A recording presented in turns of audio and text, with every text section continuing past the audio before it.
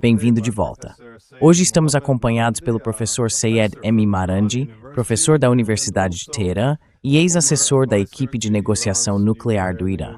Obrigado por voltar ao programa. Oi, Glenn. Muito obrigada por me receber. Isso mostra o quanto eu gosto do seu programa, porque tive muito trabalho para conseguir entrar online.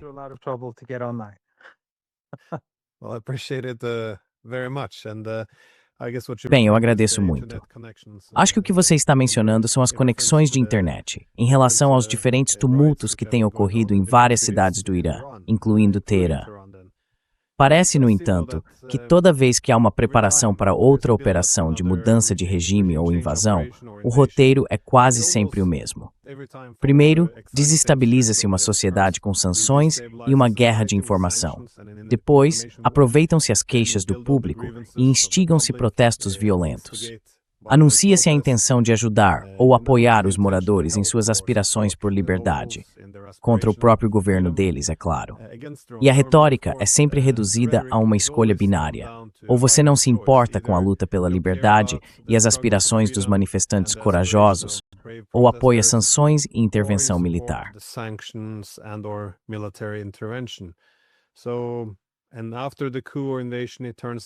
Então, depois do golpe ou da invasão, acaba ficando claro que os Estados Unidos e seus aliados, na verdade, tinham alguns interesses geopolíticos e de poder de soma zero, em vez de agirem puramente por altruísmo e amor à liberdade. Mas quase sempre o resultado é o mesmo, desde a Primavera Árabe. O país que deveria ser libertado acaba destruído. Já vimos esse filme antes, e é por isso que minha posição é que os iranianos podem, claro, protestar contra o governo o quanto quiserem. Mas essa é uma questão interna, e assim que ela se torna internacional, não há como manter a geopolítica fora disso. Desculpe pela longa introdução à pergunta, mas como você avalia a situação agora em Teherã? Quais são as queixas internas e qual é o componente geopolítico aqui? Geopolitical component here?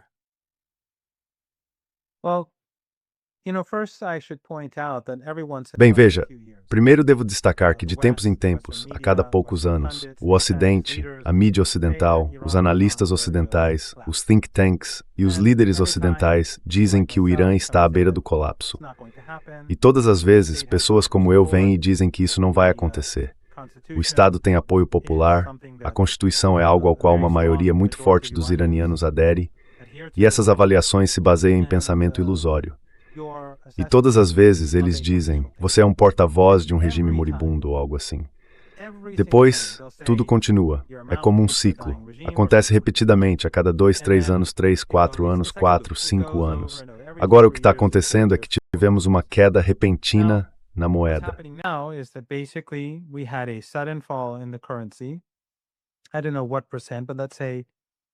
Eu não sei a porcentagem exata, mas digamos 40% ou 50% em um período relativamente curto. Talvez 30%, não tenho certeza porque não acompanho a taxa de câmbio. Mas foi uma queda repentina e acabou sendo algo controlado do exterior. Em outras palavras, os Estados Unidos e seus aliados ocidentais pressionaram os locais que lidam com a troca de moeda com o Irã. Então, por um tempo, houve muita dificuldade. Depois, como a moeda caiu tão bruscamente, vimos protestos em Teherã e em algumas outras cidades. Não muito grandes, talvez algumas milhares de pessoas, eu diria. De novo, não sei os números, mas digamos algumas milhares. Foram pacíficos. E quem eram eles? Principalmente comerciantes com lojas, pessoas que compram e vendem mercadorias.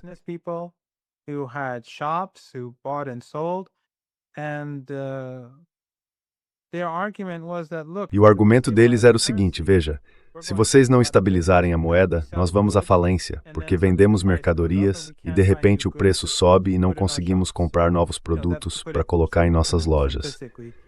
Simplificando, porque eu não sou economista, os protestos ocorreram de forma pacífica. Ninguém foi preso, ninguém se feriu, a polícia não interveio, nada aconteceu.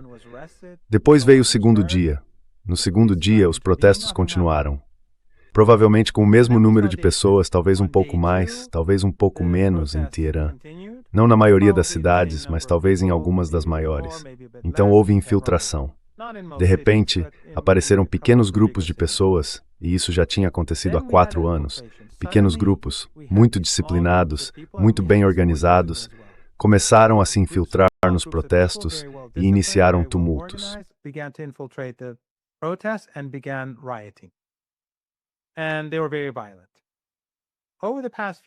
E eles foram muito violentos. Nos últimos dias, mais de 100 agentes da lei foram assassinados. Alguns deles foram decapitados, queimados vivos, ou tiveram o rosto e a cabeça esmagados por essas pessoas. Então, nos Estados Unidos, temos um caso em que... Desculpe, alguém acabou de entrar e perguntou se a internet estava funcionando, e eu disse que sim, está tudo bem. Enfim, nos Estados Unidos houve o caso de uma mulher que levou um tiro na cabeça por um agente do ICE. E vimos o que aconteceu lá. O argumento era que ela estava prestes a atropelá-lo, e a questão era se ela havia virado o volante para a direita ou não. Eles assassinaram mais de 100 agentes da lei. Queimaram viva uma jovem que estava dentro de uma clínica. Ela era enfermeira. Incendiaram o prédio. Ela subiu até o último andar, mas mesmo assim não conseguiu escapar.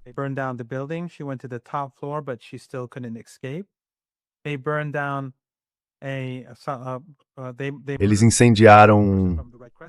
Bem, eles assassinaram uma pessoa do Crescente Vermelho. Eles mataram muitas pessoas. Pessoas comuns nas ruas, uma menina de 3 anos. Muitas pessoas morreram. Ninguém sabe como morreram. Um cirurgião me disse que muitos dos ferimentos com que ele lidou, porque ele era, não sei como se chama em inglês, mas acho que um cirurgião de trauma ou algo assim, enfim. Ele lida com essas coisas. Ele disse que em seu hospital, e outro médico também confirmou isso, as pessoas foram baleadas com armas de fogo, pistolas a curta distância.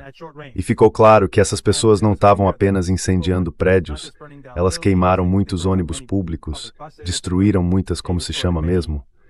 Desculpe, ambulâncias, mas também caminhões de bombeiros. Ambulances, but also fire engines. They burned down many buildings. The damage that they caused across the country. Eles incendiaram muitos prédios. Os danos que causaram em todo o país em apenas alguns dias, 3, 4 dias, são enormes. E eles foram muito violentos. Agora, no Ocidente, podem afirmar que são manifestantes pacíficos e ignorar todas as imagens que as pessoas estão divulgando. A mídia ocidental, é claro, está ignorando tudo isso. Mas hoje, segunda-feira, em todo o país, tivemos manifestações contra os desordeiros, contra os terroristas em apoio à República Islâmica do Irã e à Constituição. Qualquer pessoa pode ver as imagens. Esses protestos ocorreram em todo o país, em cada cidade. Portanto, não foi como se as pessoas tivessem ido de uma cidade a outra para se reunir em um só lugar. Go from one city to another and gather in one place. Each city has its own. So people can look at the crowds in Cada cidade tem a sua. Então as pessoas podem olhar para as multidões em Isfahan, em Tabriz, em Avaz, em Mashhad, em todos os lugares. E elas eram incrivelmente grandes. Em Teherã, provavelmente pelo que eu vi, este é o maior ajuntamento de pessoas que já tivemos, muito possivelmente. Então as pessoas não podem negar o que foi mostrado na televisão. Elas podem acessar a Press TV, a conta da Press TV no Twitter. Minha conta no Twitter também tem algumas. Sempre que entro em um estúdio, já que não tenho internet, só podemos acessar sites iranianos no momento. Quando quero twittar, venho ao estúdio, faço isso rapidamente e quando saio, não consigo mais, porque não tenho minha própria conexão por enquanto, assim como todo mundo. For the time being, just like everyone else. But the point is that despite all the riots and despite the Mas a questão é que, apesar de todos os tumultos e de toda a enorme propaganda, existe esse império midiático em persa, sediado em países ocidentais, que inclui muitos canais de TV. Alguns dizem que são centenas. Eu não sei, não os assisto. Eles têm inúmeros sites, contas no Twitter, exércitos no Twitter, exércitos online, bots, tudo. E também canais no Telegram. Eles superam em muito a mídia estatal iraniana. Presumo que todos os anos bilhões de dólares sejam investidos nisso, porque eles pagam de 3 a 4 mil pessoas na Albânia, que ficam em um acampamento lá, trabalhando dia e noite no Facebook, Instagram, Twitter e em qualquer outra plataforma que exista. Eu só tenho uma conta no Twitter. I only have a Twitter account. Everything else has been shut down Todo o resto foi encerrado. Minha conta no Facebook, o Instagram. Desculpe, eu só tenho Twitter. Não sei muito sobre as outras plataformas. Mas de qualquer forma, o ponto é que eles estão gastando bilhões de dólares por ano em guerra psicológica e tentam criar dificuldades econômicas. É isso que são as sanções de pressão máxima.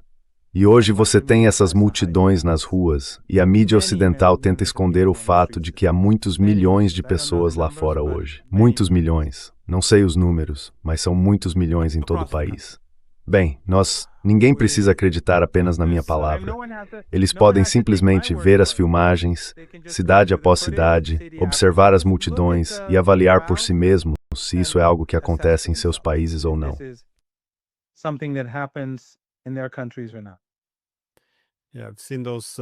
Sim, eu também vi essas marchas, os protestos em apoio ao governo. E sim, são realmente enormes. Ainda não as vi nos nossos canais de notícias aqui na Europa, porém... Não conte Roskatse em nenhum deles.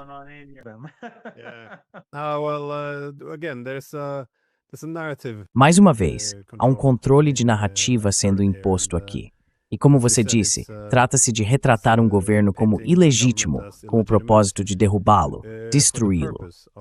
As pessoas que agora falam mais alto, demonstrando uma suposta empatia pelo povo iraniano, é difícil levar isso a sério, porque são as mesmas pessoas que bombardearam o Irã recentemente e defendem bombardeá-lo novamente.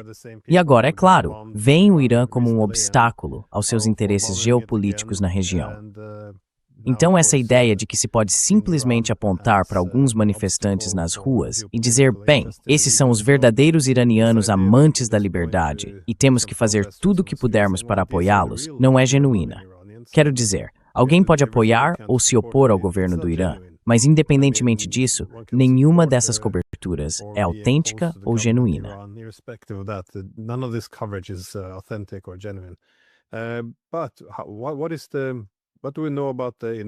Mas o que sabemos sobre o envolvimento de agências de inteligência estrangeiras no Irã em incitar essas coisas? Eu sei que em algumas partes da mídia dizem que isso é apenas propaganda iraniana normal. No entanto, vemos que Mike Pompeo, o ex-diretor da CIA, e durante o governo Trump, ex-secretário de Estado, tweetou: "Feliz Ano Novo a todo iraniano nas ruas e também a todo agente do Mossad caminhando ao lado deles." Então, devemos nos preocupar com o fato de o ex-diretor da CIA estar participando da propaganda iraniana. Ou, sabe, acho que isso se tornou conhecimento comum, aceito pela maioria. Mas você tem alguma informação ou revelação sobre até que ponto as agências de inteligência estrangeiras estão envolvidas em tentar desestabilizar o país?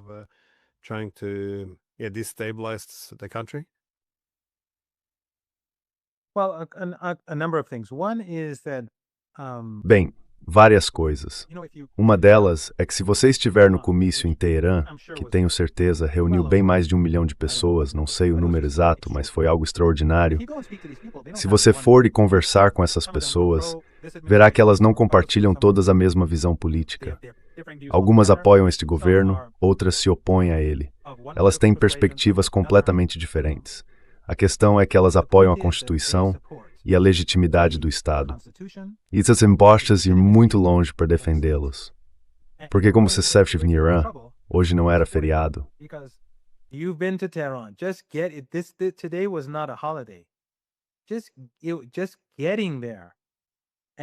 Só para chegar lá e voltar já leva horas. E muitas das pessoas que participaram vieram direto do trabalho ou precisaram voltar para o trabalho depois. E é uma cidade enorme. Em outras palavras, quero dizer, não é como eu, como um acadêmico universitário, sabe? Meu salário é significativamente mais alto do que o de um operário de fábrica ou de muitas outras pessoas. Então, para eles, ir até lá significa gastar praticamente um dia inteiro, efetivamente, para se posicionar, para declarar sua opinião, para deixar claro que são contra esse terrorismo, contra esses distúrbios e contra a dominação dos Estados Unidos e do Ocidente sobre o nosso país. Não é como nas cidades menores, onde é mais fácil chegar aos protestos.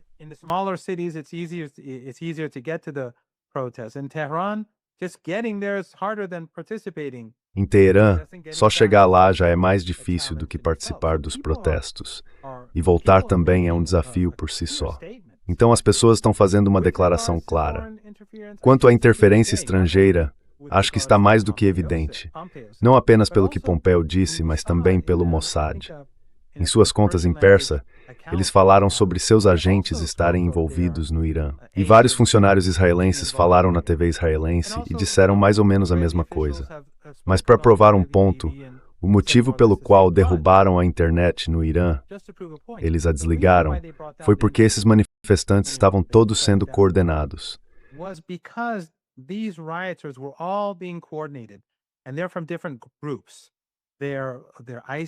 E eles são de grupos diferentes. São do ISIS, são do Mujahideen e Khalq, a organização terrorista baseada na Europa. São os monarquistas, são do Komala, que é um grupo terrorista curdo. E todos esses grupos diferentes estavam ativos, matando pessoas, destruindo clínicas, destruindo bancos, destruindo automóveis particulares, destruindo casas particulares. Uma verdadeira loucura. E alguns desses indivíduos, aliás, estavam usando drogas, e há imagens disso. Acho que cheguei a tuitar uma dessas, em que uma mulher está distribuindo coisas para os outros.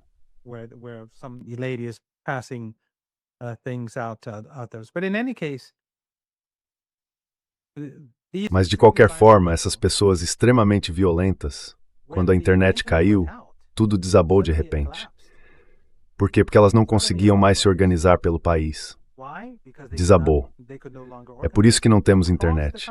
É por isso que eu tive que vir até aqui.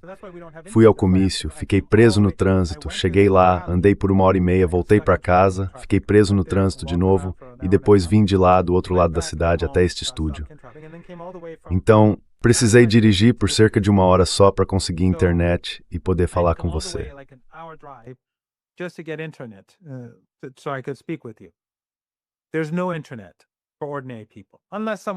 Não há internet para as pessoas comuns, a menos que alguém tenha, tipo, o sistema do Musk, seja lá como se chama.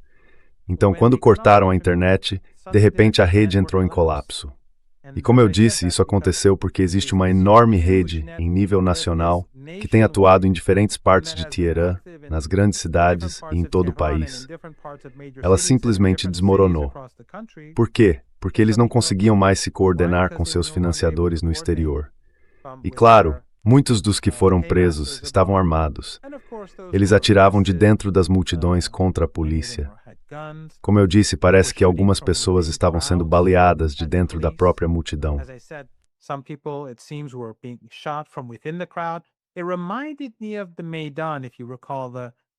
Isso me lembrou do Maidan, se você se lembra, em 2014, quando as pessoas por trás do golpe estavam atirando tanto na polícia em Kiev, ou Kiev, dependendo de quem controlar a cidade no próximo ano. Teremos que decidir então qual será o nome da cidade. Mas eles estavam atirando tanto na polícia quanto nas pessoas nas ruas. Por quê? Porque queriam mais mortes. Como eu disse, acho que quando alguém como Pompeo, e até o próprio Mossad, divulga uma declaração em persa dizendo que estão em solo iraniano, por que precisaríamos provar alguma coisa? São eles que estão se gabando disso.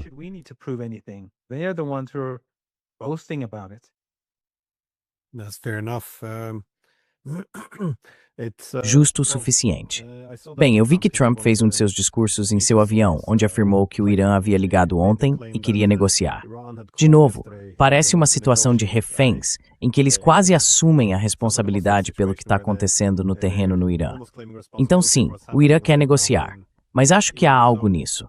É sobre, é sobre outro acordo nuclear. É sobre reduzir o poder de dissuasão do Irã em termos de seus mísseis balísticos convencionais. É sobre o apoio do Irã aos seus parceiros na região. O que é que os Estados Unidos querem negociar desta vez? What is it that the United States want to negotiate this time?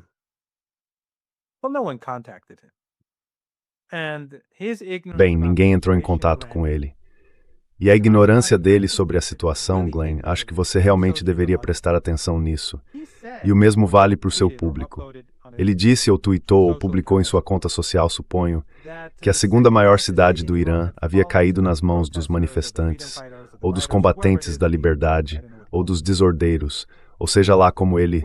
Bem, não sei como ele o chamou. Que cidade? Quando?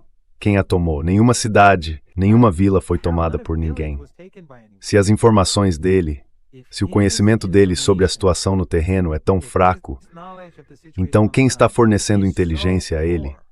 Quem está alimentando ele com informações sobre eventos dentro dos Estados Unidos, sobre eventos na Ucrânia, sobre eventos na Venezuela? Ele disse, não sei se você já esteve fora de Teherã. Acho que ele estava se referindo à cidade de Mashhad. I think he was alluding to the city of Mashhad. The city of Mashhad, I don't know how large it is. It must be 3, 4. A cidade de Mashhad, não sei qual é o tamanho dela, deve ter 3, 4 milhões. Não sei, talvez 3,5 milhões de pessoas. Isso seria algo muito importante, seria enorme. Mas ele simplesmente diz isso e depois acabou. Ou ele só retuita coisas, ou ele acredita nelas. Não acho que ele apenas... Acho que ele provavelmente acredita no que lhe dizem, ou está assistindo a Fox News. Não sei de onde ele tira essa informação. Mas o ponto que estou tentando destacar é que o chefe dos Estados Unidos é completamente ignorante sobre fatos básicos. E quando alguém é tão ignorante sobre fatos básicos, então suas ações, suas decisões, suas políticas serão todas baseadas em algo absolutamente incorreto e todas vão fracassar. On something that's absolutely incorrect, and they're all going to fail. So what does Trump want? Trump wants, if you recall during the 12 days Então o que war, Trump he quer? also tweeted, Trump quer, se você se lembra, durante a guerra de 12 dias, ele também tuitou. De novo, estou usando tuitar de forma genérica. Não sei, foi pelas redes sociais ou por onde foi, mas ele tuitou que, como era mesmo, ele disse, como se chama quando alguém tem que se render? Ele usou um termo como rendição completa. O Irã tem que se render, o país tem que se render. Por que ele faz isso? Com base em quem está dando esse tipo de informação a ele? Quem está dizendo a ele que o Irã está em uma situação tão ruim? E então acontece que, como você sabe, no fim da guerra, os israelenses estavam implorando por um cessar-fogo. Então, rendição absoluta, acho. Foi isso que ele tuitou. So, absolute surrender, I think. I think that's what he tweeted. But in any case, I think what he wants. Mas de qualquer forma, acho que o que ele quer é o que o regime israelense quer. E o que o regime israelense quer? Ele quer uma Ásia Ocidental e uma África do Norte fragmentadas. Quer uma Ásia Ocidental dividida, quer destruir os Estados-nação. E não tenho dúvida de que o regime israelense, em última instância, se tivesse a oportunidade, faria o mesmo com a Arábia Saudita que fez com a Síria. Faria o mesmo com o Egito e o mesmo com a Turquia. A tolice de Erdogan foi ter contribuído para essa arrogância entre os líderes do regime israelense ao ajudar, junto com o regime do Catar, ambos, é claro, sob o guarda-chuva da política dos Estados Unidos, a política de Obama da Operação Timber Sycamore, a destruir a Síria, e assim fortaleceram o regime israelense nesse aspecto específico. Empowered the Israeli regime on that particular front. But so Erdogan thought he's going to sort of create a mini Então, Ottoman empire. Erdogan achava que iria criar uma espécie de mini império otomano. Agora ele tem fronteiras com o regime israelense. E obviamente o regime israelense leva vantagem, porque no fim das contas o que Erdogan nunca calculou foi que seu aliado na Casa Branca sempre escolheria o regime israelense em vez dele e de seu país em qualquer dia da semana, a qualquer momento. O que os israelenses gostariam de ver? Eles gostariam de ver uma Turquia enfraquecida, ou Turquia, Arábia Saudita, Jordânia e, é claro, o Irã. Mas eu acho que, novamente, eles simplesmente não entendem o Irã. Como eu disse no início do programa, a cada 2, 3, 4 anos eles dizem que o Irã está prestes a cair. E, aliás, toda aquela coisa de mulher, vida, liberdade, foi a mesma coisa. Era tudo falso. Mahsa Amini foi levada a uma delegacia, com razão ou não. Esse não é o ponto.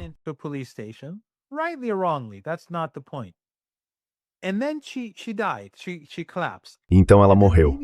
Ela desabou. E então a BBC Persian, esse império da mídia persa no Ocidente, como eu disse, começou a afirmar que ela havia sido espancada até a morte. E muita gente acreditou nisso. Depois de uns 3 dias, divulgaram imagens mostrando que ela estava completamente bem, que não havia se machucado e que simplesmente caiu. Descobriu-se que ela tinha uma condição pré-existente. havia feito uma cirurgia quando era criança. E de qualquer forma, a autópsia também não mostrou nada disso. Eu estava na LBC ou algo assim há alguns dias, e a apresentadora dizia que havia uma investigação da ONU realizada no Irã. Eu disse, então diga o nome das pessoas da investigação, os membros da equipe. Ela estava simplesmente inventando. Então, naquela época, usaram a mesma guerra psicológica e criaram um impulso para provocar tumultos.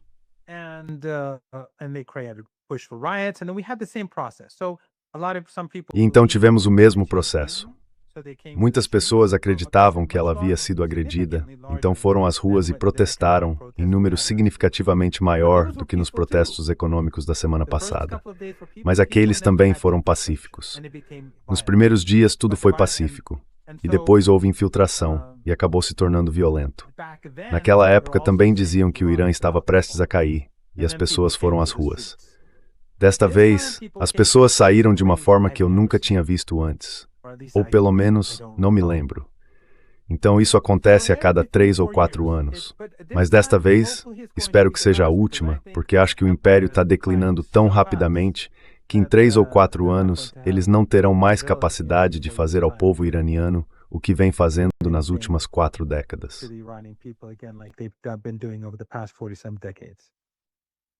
What is a dangerous thing though in Mas é algo perigoso.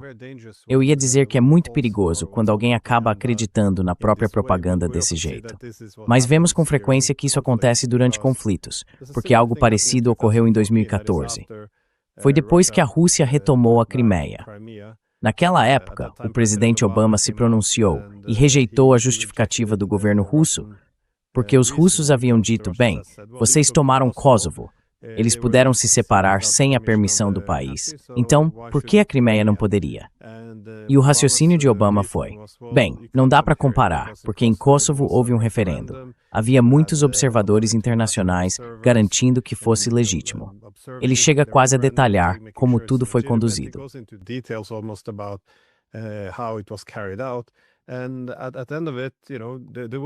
E no fim das contas, sabe, nunca houve um referendo em Kosovo.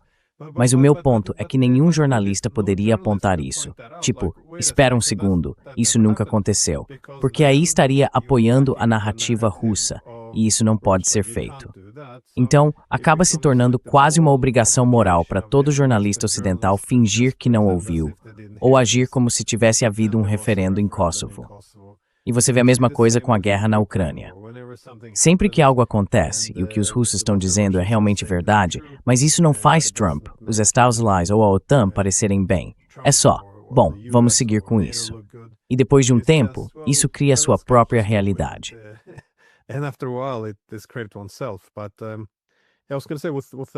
Mas eu ia dizer, com Marandi, a ideia de que essa cidade caiu.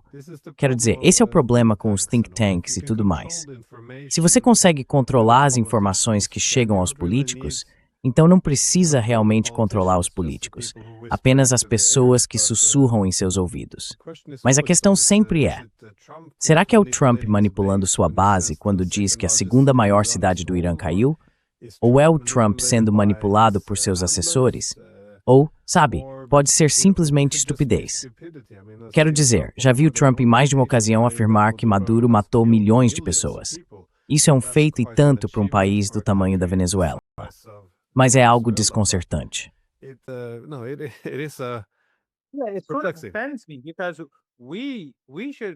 Isso me ofende, porque nós deveríamos ser aqueles que matam mais, e os iranianos são os mais malignos de todos. Então é ofensivo para nós, para Maduro, receber o maior número de assassinatos no sistema de classificação dos Estados Unidos. Você está absolutamente certo. No caso do Irã, é pior do que a Rússia ou a China. Por quê? Porque o Irã apoia a Palestina. Esse tem sido o problema o tempo todo, por quase 5 décadas. O Irã se sacrifica pelo povo palestino, e Turgalitum at least décadas. Isso, apesar de Qatar e outros, essas ditaduras ricas em petróleo e gás, promoverem o sectarismo e tentarem criar ódio contra o Irã ao longo dos anos. E enquanto o Ocidente sempre disse isso, as pessoas estão vendo a verdade.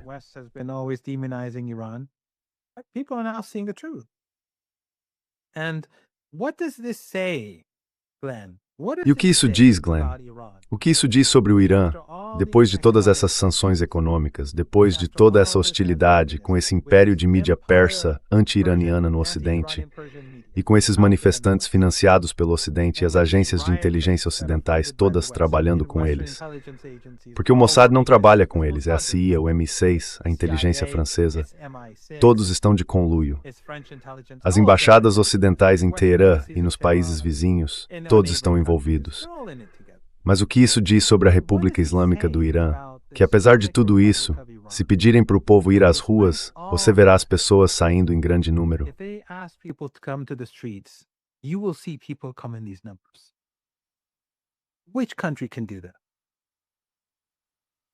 Que país pode fazer isso? A França pode fazer isso. O Macron pode fazer isso. O primeiro-ministro britânico pode fazer isso. O chanceler da Alemanha pode fazer isso. Isso demonstra um alto grau de legitimidade. Mas no Ocidente, eles não querem aceitar o Irã como legítimo, porque isso destrói toda a noção de supremacia deles, de que são superiores ao resto de nós, de que têm privilégios e direitos especiais, de que são mais civilizados do que nós. É claro que essa narrativa está sendo demolida. Vimos o genocídio sério acontecendo em Gaza. E não há diferença entre Trump e a AOC. A AOC publicou um tweet ontem dizendo que Trump deveríamos apoiar o povo do Irã. That we should support the people of Iran. In other words, what? Intervention? More sanctions? Em outras palavras, o que é intervenção? Mais sanções? As sanções são todas direcionadas ao povo comum, nós sabemos disso. Então os Estados Unidos já estão em guerra com mulheres e crianças no Irã. Mas o que a AOC está dizendo? Ela está tentando empurrar Trump para a guerra, para uma confrontação ainda maior. Isso é um partido único. Não há diferença entre eles. Talvez em algumas questões sobre aborto, ou talvez sobre tributação. Mas quando se trata do império, todos são iguais.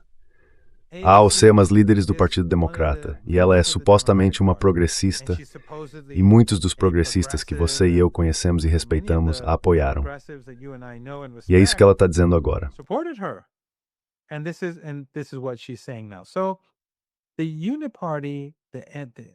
Então o unipartido basicamente existe para preservar o império, mas o império está desmoronando.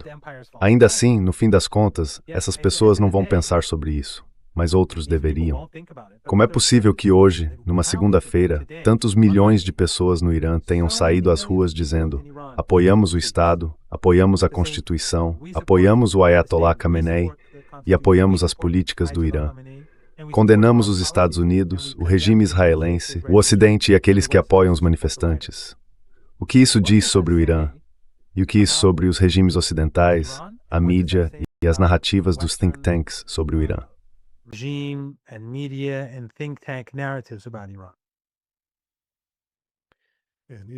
Mesmo que alguém se incentivar uma sociedade mais aberta, atacar um país geralmente não é o caminho a seguir. Quero dizer,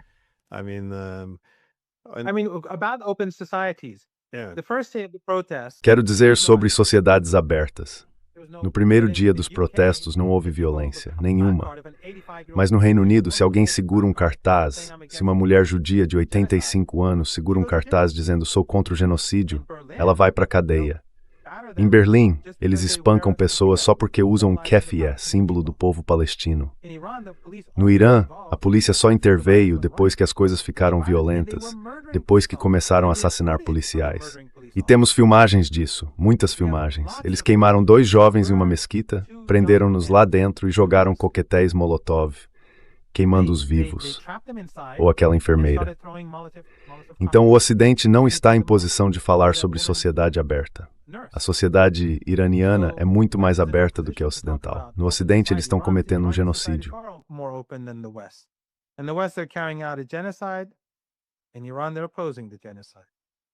No Irã, eles estão se opondo ao genocídio. No Ocidente, prendem pessoas por se oporem a práticas genocidas. Na Palestina, nem se trata do próprio país deles. Você sabe o que fizeram com os estudantes universitários nos Estados Unidos? A lista continua. Quero dizer, a fachada, a pretensão de que era uma sociedade livre e aberta, tudo isso acabou. Ninguém acredita mais nisso. A mídia ocidental tem desviado o olhar enquanto o genocídio continua. fingindo que os protestos no Irã eram pacíficos e que milhões de pessoas os apoiavam. Agora, quando temos milhões de pessoas nas ruas de Teherã dizendo não ao Ocidente, eles desviam o olhar novamente. Isso não é uma sociedade livre. Isso não é uma sociedade democrática. Isso não é uma imprensa livre. Isso é apenas uma fachada.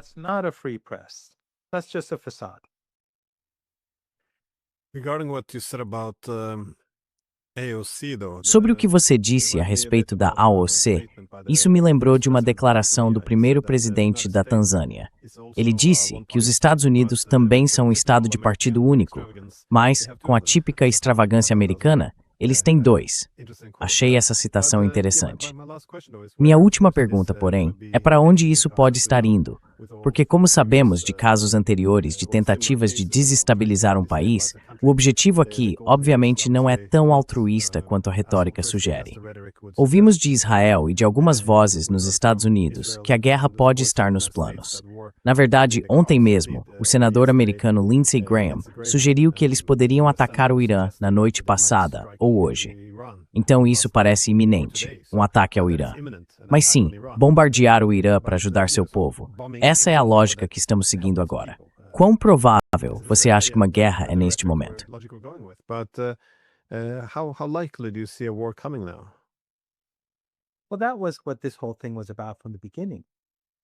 Bem, era disso que tudo se tratava desde o começo.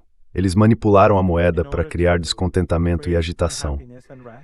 E então suas equipes altamente treinadas, muito bem treinadas. A polícia tem dito que isso não se parece com nada que já tenham visto antes. Suas equipes saíram e começaram de forma sistemática a destruir propriedades e matar pessoas. Então tudo isso tinha a ver com criar, não sei, instabilidade no Irã. Ou pelo menos uma narrativa de instabilidade no Irã, digamos assim, o que seria mais preciso para legitimar ataques contra o país. E é por isso que a CIA, o Mossad e outros estão fazendo isso. Eles estão tentando criar a justificativa para a guerra, mas o Irã está preparado para a guerra. E depois dos protestos que vimos hoje, o povo está ao lado do Estado, assim como durante a Guerra de 12 Dias.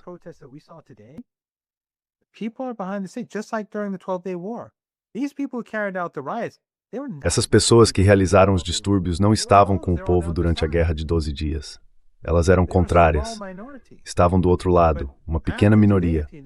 Mas depois de hoje, se os Estados Unidos atacarem, serão essas as pessoas que permanecerão firmes quando o Irã revidar. E o Irã pode atacar primeiro se perceber algum tipo de ameaça iminente. Essa é uma nova política. Os iranianos disseram que, se sentirem ameaçados, podem realizar um ataque antes que o outro lado o faça. Como Trump ameaçou o Irã e o regime israelense já realizou um ataque relâmpago, o Irã hoje está muito mais preparado para a guerra. E os últimos 10 dias acabaram fortalecendo o Irã em vez de enfraquecê-lo.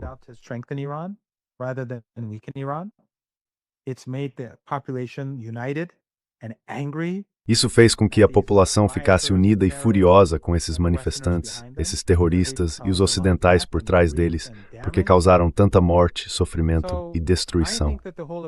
Então eu acho que o objetivo desde o primeiro dia, começando com a manipulação da moeda, foi criar um ambiente que justificasse a guerra. E é isso que Trump faria. Os americanos bombardeariam e matariam dezenas de milhares, talvez centenas de milhares, de iranianos, acreditando que o mundo apoiaria esses manifestantes. Mas, na realidade, o que vai acontecer é que o Irã vai revidar contra os americanos com tanta força e em tantas frentes que isso derrubará a economia global e a economia dos Estados Unidos junto com ela. E algumas pessoas no Ocidente me dizem, isso não vai acontecer. Bem, veremos. Veremos.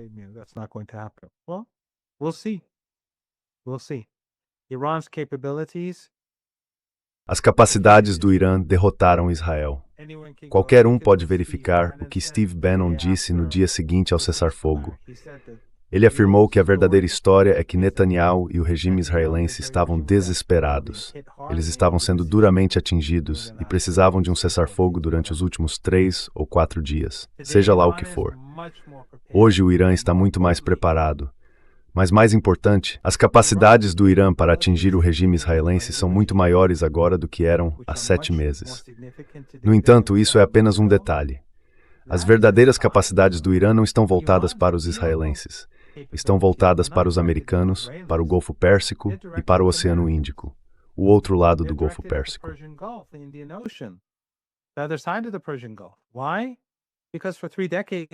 Por quê? Porque por 3 décadas, os americanos vêm dizendo que todas as opções estão sobre a mesa. Então, por 3 décadas, o Irã vem se preparando para uma guerra com os Estados Unidos. O Irã possui muitas bases subterrâneas de drones e mísseis de curto alcance e de médio alcance, que são muito mais fáceis de mover e disparar do que os de longo alcance, e são muito mais numerosos. Assim, o Irã pode devastar rapidamente qualquer coisa que esteja por perto, muito rapidamente. E em circunstâncias em que os Estados Unidos queiram travar uma guerra contra o Irã não vai se conter. Os americanos atacaram o Irã uma vez, e o Irã destruiu instalações-chave dos Estados em Doha, com 6 mísseis que atingiram a base. With 6 missiles that struck the base. The Americans denied it, if you recall, initially, but then the footage came out. Os americanos negaram no começo, se você se lembra, mas depois as filmagens apareceram. Os americanos querem ir à guerra. Não vai ser assim. Os iranianos vão entrar com tudo. O presidente do parlamento disse isso hoje, e acho que ele também disse isso no parlamento ontem. Então acho que esse era o objetivo. E acho que é isso que os sionistas e os neoconservadores querem. Mas, no fim das contas, se isso acontecer, vai destruir as economias ocidentais. Não é algo que queremos, não é algo que qualquer pessoa sensata queira. Mas os Estados, o Ocidente, estão nas mãos dos sionistas. Quando AOC e Trump dizem a mesma coisa, há um motivo para isso. As pessoas que realmente têm influência e poder estão dizendo a eles para dizerem a mesma coisa.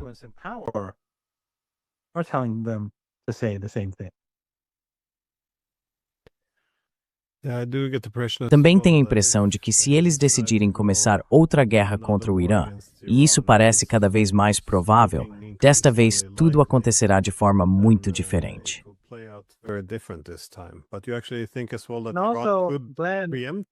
Mas você realmente acha que o Irã poderia agir preventivamente? Só uma coisa, sobre o Iraque. Se houver uma guerra com o Irã, os aliados do Irã no Iraque eliminarão os americanos. E os apoiadores do Irã no Azerbaijão não ficarão em silêncio. O mesmo vale para o Iêmen.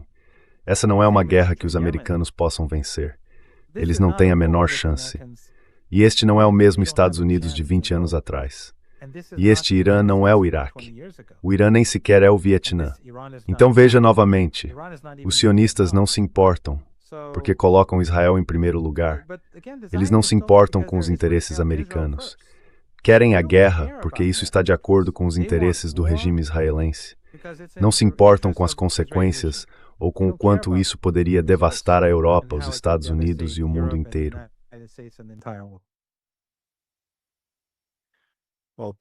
Bem, professor Maranhão, esse bicht het zo tabelijk with naast geocibers het chegar stuza grindis.